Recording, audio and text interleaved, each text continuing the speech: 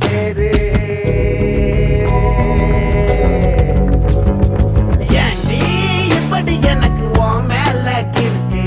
தானா வந்த கணக்கு தலைகீழா இருக்கு. ஏண்டி ஏண்டி ஏண்டி ஏண்டி